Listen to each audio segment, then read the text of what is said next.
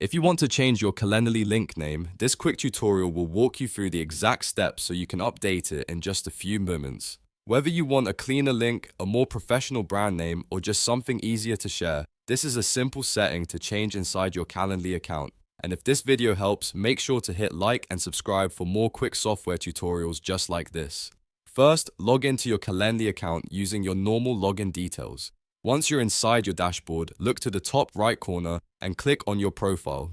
This is where Calendly keeps your account settings and personal link options. From the menu that appears, click Account. This will open your account page where you can manage the details connected to your Calendly profile. Next, look for the section called My Link and select it. This is the area where your personal Calendly link is stored, and it's also where you can update the name that appears in your scheduling URL. After that, find your current link and click Edit next to it.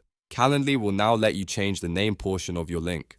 Go ahead and enter your new link name carefully. Try to choose something clear, easy to remember, and relevant to your brand or business, because this is the link people will see and use when booking time with you.